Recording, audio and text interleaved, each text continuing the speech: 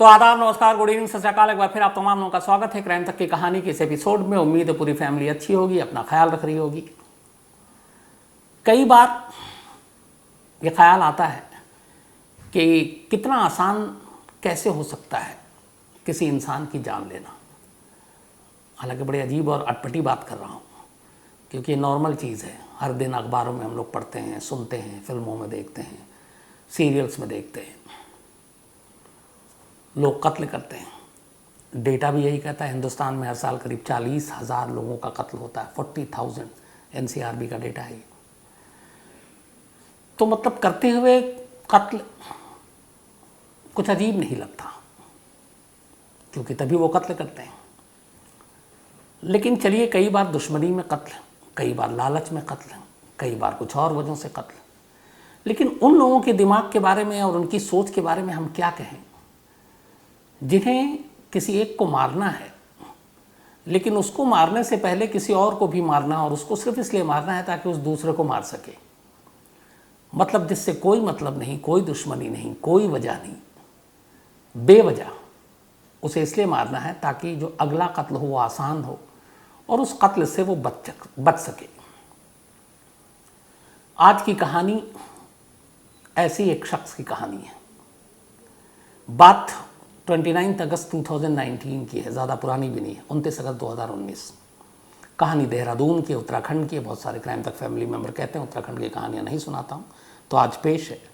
29 अगस्त 2019 की रात करीब 11:30 बजे का वक्त था। देहरादून के घर में एक हस्बैंड वाइफ रहा करते थे। वाइफ का नाम था कामना, उम्र करीब 25 साल। हस्बैंड अशोक, उम्र करीब 30 साल। इन दोनों की कहानी भी बड़ी दिलचस्प थी। अशोक एक डीजे था, लोगों की फरमाइश पे गाना प्ले करता था। कामना एक ब्यूटी पार्लर चलाती थी। किसी फंक्शन में दोनों की मुलाकात हुई। मुलाकात के बाद दोनों में दोस्ती हुई। दोस्ती के बाद दोनों लिव इन में रहने लगे, और कुछ साल के बाद दोनों को लगा कि अब एक दूसरे को समझने लगे हैं। 2014 में इन्होंने शादी कर ली, वो भी कोर्ट मैरिज। 2014 में शादी की। उससे पहले से साथ में रह रहे थे, ज़िंदगी ठीक ठाक चल रही थी। 5 साल बीत गए शादी को। 29 अगस्त 2019 की रात अचानक अशोक और कामना दोनों घर में थे, और तभी उस घर में 3 लोग दाखिल होते हैं और अंधाधुंध गोलियां चलानी शुरू कर देते हैं। उन गोलियों के निशाने पर कामना थी। थोड़ी देर के बाद गोलीबारी रुकती है। आस पड़ोस के लोगों को भी आवाज़ सुनाई देती है। इधर अशोक को भी गोली लगी, लेकिन नसीब अच्छा था उसका। वो चीखता है, शोर मचाता है, पड़ोसी हेल्प के लिए आते हैं, कोई पुलिस को खबर कर देता है, पुलिस पहुंचती है। दोनों हस्बैंड वाइफ को घायल हालत में फ़ौरन नज़दीकी अस्पताल ले जाया जाता है। लेकिन तमाम कोशिशों के बावजूद कामना को डॉक्टर नहीं बचा पाते। कामना की मौत हो गई। अशोक की जान खतरे से बाहर थी। गोली पेट को छू कर निकल गई थी। अब पुलिस मामले की जांच करती है। पुलिस को यह था कि बड़ा ही ओपन एंड शट केस है, क्योंकि घर में एक कत्ल हुआ है, कातिल आए थे, और इस वक्त उसी घर में एक चश्मदीद भी था जिसने गोली चलाते हुए देखा, जिसे खुद गोली लगी। तो आराम से कातिलों तक पहुंच जाएंगे। पुलिस अशोक के ठीक होने का इंतजार करने लगी। अशोक ठीक हो गया, पुलिस को बयान देने लायक हुआ। पुलिस ने उससे पूछा क्या कुछ हुआ, तो उसने कहा कि 3 लोग घर में आए थे और उन्होंने अचानक कामना पर गोली चलानी शुरू कर दी। जब मैंने इसका विरोध किया तो उनमें से एक ने मुझे भी गोली मारी, तो मैं थोड़ा झुका, कई गोलियां मेरे दाएं बाएं निकल गईं, एक गोली पेट के पास लगी। पुलिस ने कहा कि आपको हुलिया पर पता है? उसने कहा हाँ, हुलिया क्या, मैं तो जानता हूँ। उसने कहा उनमें से एक शख्स ऐसा था जिसकी मैंने हमेशा बुरे वक्त में मदद की, और मेरा अपना रिश्तेदार, और ये उसी ने किया है। उसने कहा कौन है वो? उसने कहा उसका नाम रिंकू है, और रिंकू मेरे बुआ का बेटा है, और वही आया था, और उसका असली नाम अजय है, लेकिन हम लोग रिंकू पुकारते हैं। तो अजय और उसके रिंकू के साथ 2 और लड़के थे, और उन्होंने गोलियां चलाई और कामना को गोली मारने लगे। मैंने विरोध किया तो रिंकू ने मेरी तरफ भी पिस्टल तानी और मुझे भी गोली मार दी। इसके बाद वो लोग वहाँ से भाग गए। तो अब गोली मारी, कातिल का चेहरा, नाम भी बता दिया। पुलिस ने फिर अशोक से पूछा, बट आपकी पत्नी को गोली मारने की वजह क्या थी, मोटिव क्या था? तो अशोक ने बताया कि रिंकू रायपुर का रहने वाला, छत्तीसगढ़ का, उसके सगी बुआ का बेटा है, लेकिन वो गलत सोहबत में पड़ गया था। वो नशे का आदी हो गया था, नशे के लिए पैसे चाहिए थे, इसके चक्कर में चोरी वोरी करने लगा। फिर इसी बीच में कुछ किसी से झगड़ा हुआ और झगड़े के दौरान उसने किसी को मारा और उसकी मौत हो गई।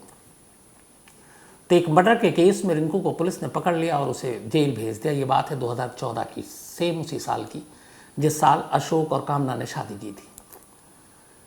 तो बोला कि वो जेल चला गया, लेकिन चूंकि मर्डर गैर मतलब इरादतन था, झगड़े के दौरान हुआ, तो उसे 1 साल में ही ज़मानत मिल गई और रिंकू ज़मानत पर बाहर आ गया।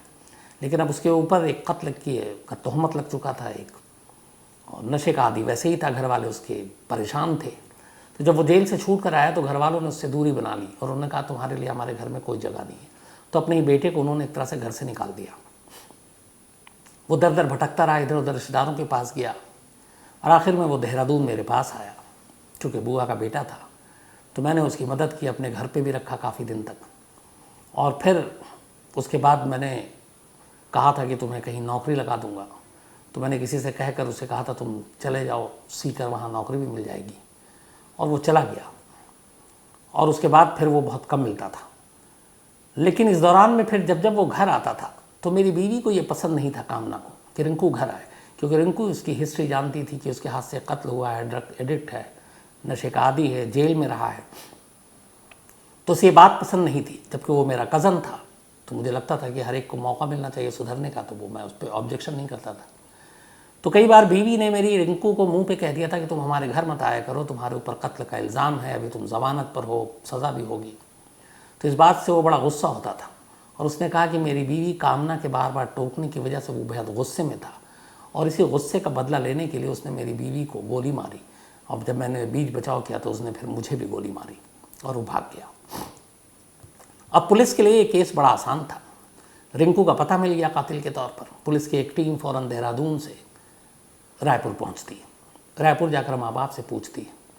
माँ बाप कहते हैं कि जब से वो जेल से आया हमने उससे किनारा कर लिया था और हमने उसे घर में रहने नहीं दिया, लेकिन अब कहाँ है पता नहीं। 1 साल पहले तक वो 1-2 बार चक्कर भी काटा, लेकिन पिछले 10 महीने या साल भर से वो हमारे यहाँ नहीं आया।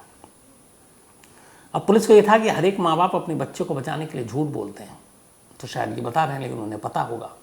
बट उन्होंने हर तरफ से पता किया। फिर पड़ोसियों से पूछताछ की रायपुर में।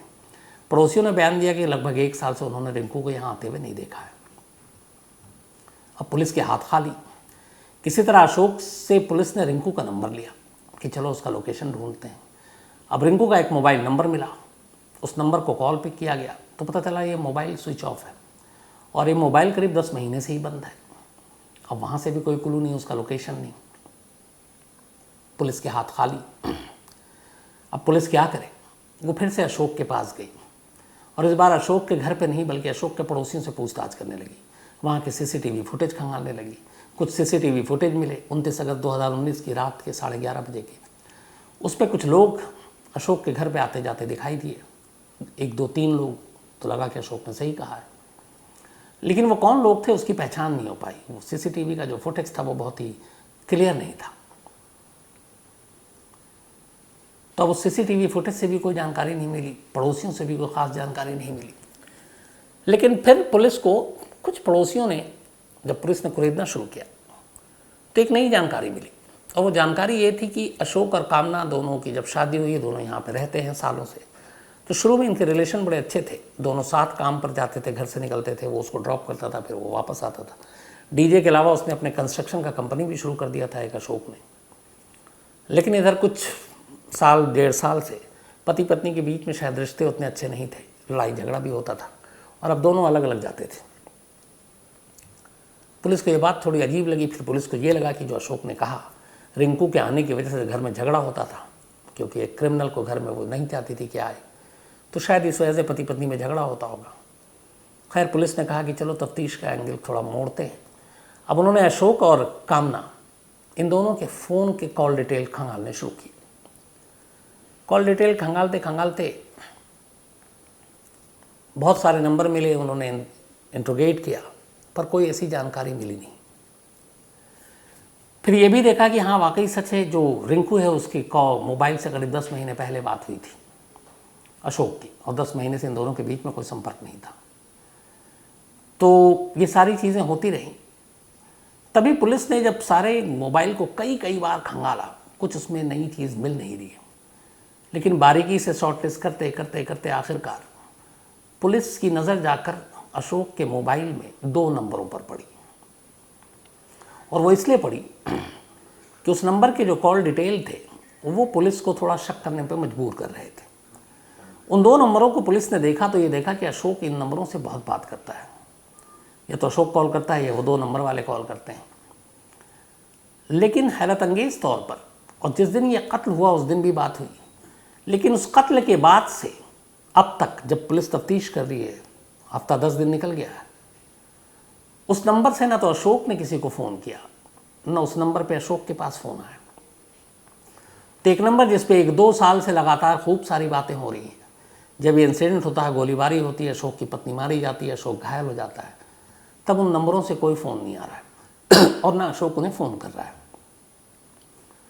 पुलिस ने अशोक से पूछा फिर कि ये 2 नंबर जो हैं, ये 2 नंबर किसके हैं और कौन है, और अब पहले आप बहुत सारे कॉल करते थे, अब इनके कॉल नहीं आते, क्या वजह है? तो अशोक ने बताया बड़ा नॉर्मल कि ये दोनों मेरे दोस्त हैं, एक का नाम दीपक है, एक का नाम गौरव है, और हमारी हमेशा बात होती थी। तो उन्होंने कहा दोनों कहाँ हैं? अशोक ने पता भी दे दिया। अब पुलिस दीपक और अशोक के घर गई, लेकिन वो दोनों घर पे नहीं थे। घर वालों को मैसेज दिया, तो फिर 9 सितंबर 2019, 29 अगस्त को ये कत्ल हुआ था, करीब 12 दिन हो गए थे। 9 सितंबर 2019 को दीपक और गौरव पुलिस के सामने हाजिर होते हैं, खुद ही हाजिर होते हैं और कहते हैं कि आप हमें ढूंढ रहे हैं, बताइए। तो पुलिस अब दीपक और गौरव से पूछती है कि ये अशोक कौन है? तो उसने कहा हमारे दोस्त हैं। बोला कैसे दोस्त? उसने बहुत करीबी नज़दीकी दोस्त हैं, हमारी सालों से बात होती है। पुलिस ने कहा कॉल डिटेल भी दिखा रहा है कि आप लोगों की लगातार बात होती है। लेकिन एक चीज़ बड़ी अटपटी है, जिस दिन ये इंसिडेंट हुआ, अशोक की बीवी की मौत हुई, अशोक घायल हुआ, उस दिन से लेके आज 12वां दिन है, आपने कोई कॉल नहीं किया, ना उसने कॉल किया। तो ये कैसी दोस्ती है कि दोस्त के घर पे मुसीबत का पहाड़ टूटा है, उसके घर में एक मौत हुई है उसकी बीवी की, वो खुद ज़ख्मी अस्पताल में भर्ती, और आपने पलट की उसकी ना खैरियत पूछने की कोशिश की, ना एक बार भी आप अस्पताल गए, ना आप कामना के अंतिम संस्कार में शामिल हुए। तो ये कैसी दोस्ती है? अब ये सुनकर दोनों घबराए। उन्होंने कहा नहीं, हमें बाद में पता चला, हम बाहर थे। पुलिस ने उनके कॉल डिटेल निकाले तो पता चला कि वो कहीं बाहर नहीं थे, अपने अपने घरों में थे। अब पुलिस को थोड़ा शक होता है और इसके बाद वो उन दोनों से सख्ती से पूछताछ करती है। जब सख्ती से पूछताछ करती है तो दीपक और गौरव दोनों अपनी एक कमज़ोर कड़ी की वजह से सच उगल देते हैं, और वो ये कि लगातार जिस शख्स से आप टच में हैं, बात कर रहे हैं, 10 दिनों से आपने फ़ोन करना बंद कर दिया और उसने भी आपको फ़ोन नहीं किया, और इस दौरान में उस घर में सबसे बड़ा हादसा हुआ। तो ये दोस्ती कैसी है? इसका जवाब नहीं दे पाए। दोनों से अलग अलग पूछताछ हुई, आखिरकार टूट गए, और इसके बाद उन्होंने न सिर्फ इकरार जुर्म किया, बल्कि इस जुर्म के पीछे की एक ऐसी कहानी सुनाई जिसमें एक कत्ल के लिए एक दूसरा कत्ल करना पड़ा। दीपक और गौरव ने जब अपना जुर्म कबूल किया, पुलिस अशोक के पास पहुंची। उसने अशोक को इन दोनों का सच बताया। अशोक घबरा गया। फिर पुलिस ने कहा तुम्हारा खेल ख़त्म है। पुलिस उसे अपने साथ ले गई और इसके बाद पूछताछ हुई। दीपक और गौरव ने जो कहानी सुनाई, हूबहू वही कहानी अशोक ने सुनाई। पूरी कहानी ये थी कि 2014 से पहले, जो मैंने आपको शुरू में बताया, कामना और अशोक की मुलाकात होती है, दोनों लिव इन में रहने लगते हैं, प्यार होता है, और जब एक दूसरे को पूरी तरह समझने लगते हैं तो 2014 में कोर्ट मैरिज कर लेते हैं। इसके बाद भी ज़िंदगी ठीक चल रही थी, लेकिन 18 आते आते अशोक को ये शक होने लगता है कि कामना का किसी और लड़के से इश्क है, और ये बात उसके कई दोस्तों ने भी बताई, उसने भी खुद फॉलो किया, और उसी ब्यूटी पार्लर के थ्रू वो रिलेशन बने। तो जब उसे पुख्ता यकीन हो गया कि उसकी बीवी का किसी और के साथ इश्क चल रहा है, तभी उसने फैसला कर लिया कि कामना को वो तलाक नहीं देगा, बल्कि उसको रास्ते से हटाएगा और उसे सिर्फ मौत देगा। अब लेकिन अशोक पढ़ा लिखा, न्यूज़ चैनल देखता है, टीवी देखता है, सीरियल देखता है, फिल्में देखता है। इसके बाद से उसने कामना के कत्ल की प्लानिंग शुरू कर दी। कत्ल करने से साल भर पहले से वो प्लानिंग करता रहा। कई आइडियाज़ आते उसके पास। कभी ये कि देहरादून मसूरी की खाई में ले जाकर फेंक दें, कहीं किसी जंगल में कर दें, कहीं लाश को पूरी तरह जला दें ताकि लाश ही ना मिले। तो ये सारे आइडियाज़ आते गए और वो कत्ल करने से ज़्यादा इस बात पे ध्यान दे रहा था कि कैसे मैं पुलिस को चकमा दूं और बचूं और ये एक परफेक्ट मर्डर हो।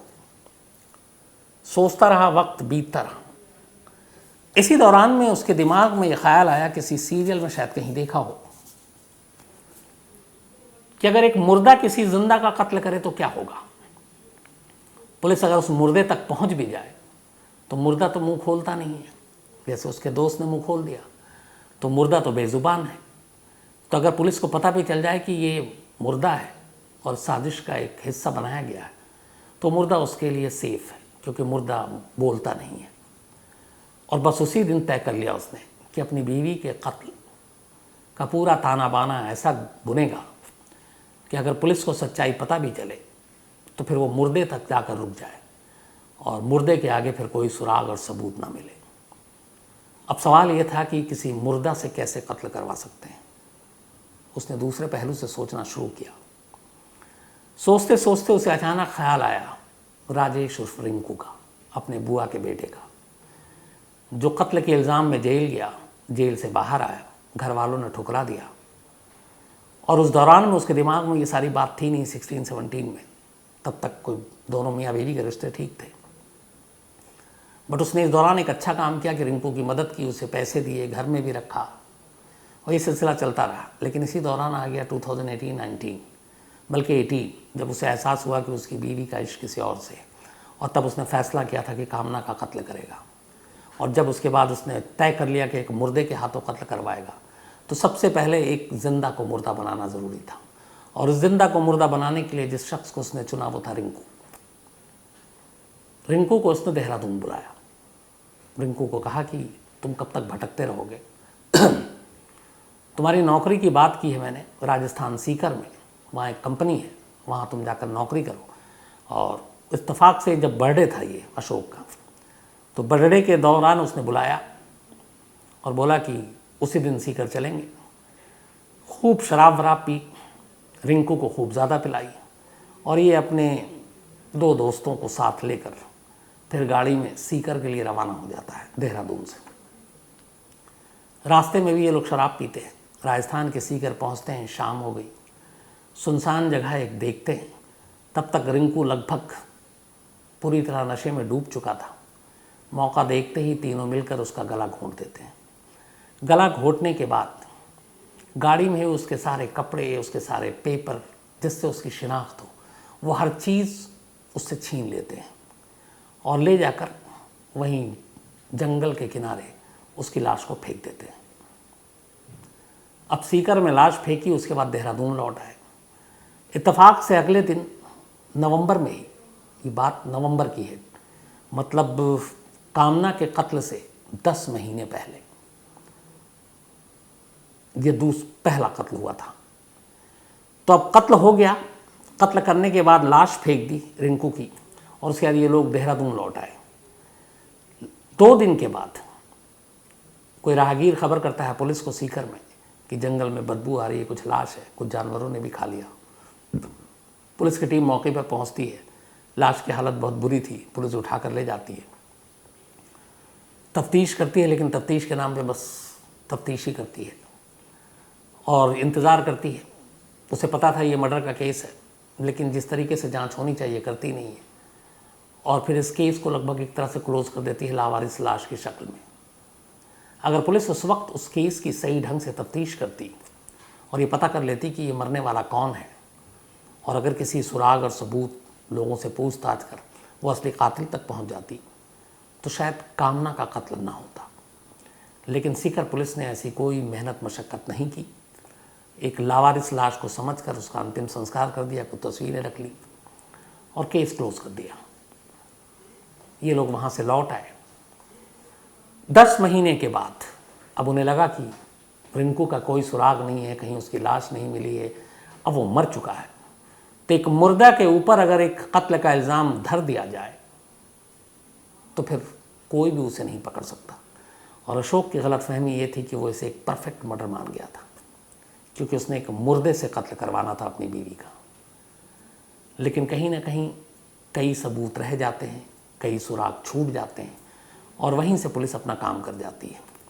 तो इतनी मेहनत, साल भर की प्लानिंग अपनी बीवी के कत्ल के लिए, साल भर की प्लानिंग बीवी के कत्ल से पहले एक मुर्दे को जिंदा करने के लिए, ताकि उस मुर्दे से कत्ल करवाएं। अपनी बीवी के कत्ल के लिए जिसका एक उसके पास मोटिव था, लेकिन रिंकू के लिए कोई मोटिव नहीं था, कोई दुश्मनी भी नहीं थी, लेकिन इल्ज़ाम उस पर धरना था, इसलिए उसे भी मार डाला। ये सब कुछ करने के बावजूद आखिर में ये हुआ कि भेद खुल गया, वो पकड़े गए और इसके बाद तीनों जेल में हैं और इस वक्त भी तीनों जेल में हैं। लोअर कोर्ट में ट्रायल शुरू हो चुका है, जब भी जो इसमें फैसला आएगा मैं आपको ज़रूर बताऊंगा। तो ये थी कहानी एक मुर्दे को सुपारी देने की, एक मुर्दे से एक जिंदा इंसान के कत्ल कराने की। अब अपना सिलसिला शुरू करते हैं। साईं रविंद्र दलभंजन, आज इनका जन्मदिन है, तो हैप्पी बर्थडे साईं रविंद्र। और डॉक्टर परशुराम दलभंजन जी ने भेजा है। इसके अलावा नेहा और सौरभ सिन्हा, इनकी आज एनिवर्सरी है, आप दोनों को बहुत बहुत बधाई। और सर्व सिद्धांत इन्होंने भेजा है, ये इनके बेटे हैं, दोनों यूके में हैं, लेकिन सौरभ सिन्हा यूके में हैं और नेहा और उनके बच्चे शायद इंडिया में हैं। इसके अलावा शिवा शर्मा और विश्वरूप शर्मा, इनकी भी एनिवर्सरी है आज, तो शिवा शर्मा जी और विश्वरूप शर्मा जी, आप दोनों को भी बहुत बहुत बधाई। शिवांश शर्मा ने भेजा है। कुणाल गौर साहब ने लिखा है कि क्राइम तक की कहानियाँ इतनी सुनते हैं और अपने दोस्तों को इतनी बार सुना चुके हैं और बता चुके हैं, कई लोगों से शेयर कर चुके हैं कि अब इनके दोस्त इनका नाम जो है वो क्राइम तक रख दिया है। और thank you so much Kunal Gaur साहब आपके प्यार भरे मेल के लिए। और पक्का आपने कहा फिल्म सिटी, तो ज़रूर मुलाकात होगी, मेरा वादा है आपसे। अमित अधिकारी हैं नेपाल से, इसके अलावा सुहैल फैजल बल्कि फाजिल हैं कर्नाटक से।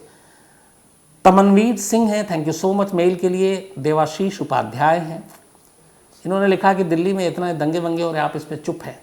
तो देवाशीष साहब, कुछ और लोगों ने भी लिखा था, मेरी कोशिश ये होती है कि मैं वो कहानियाँ सुनाऊँ जिसके लिए मैं यहाँ हूँ। और ये दंगे और बाकी चीज़ें, कई बार ऐसी चीज़ें होती हैं जिसको मुझे लगता है न्यूज़ चैनल और बाकी जगह पे देख रहे हैं, तो और वैसे भी इन चीज़ों से मैं बहुत ईमानदारी से कहूँ, मैं बड़ा बचता हूँ ऐसी खबरों से जिसमें आप कुछ भी कहें, आप एक पार्टी बन जाते हैं, तो उससे अच्छा है। और बाकी जो अपडेट है वो आपको न्यूज़ चैनल सब पे मिल रहा है। बट इसमें जो खबर थी शुरू में वो वही थी, आप सभी को पता है कि जो जहांगीरपुरी में हुआ हनुमान जयंती, उस दिन तो एक शोभा यात्रा निकल रही थी, शाम का वक्त, उसी वक्त अफ्तार का टाइम, मगरिब का।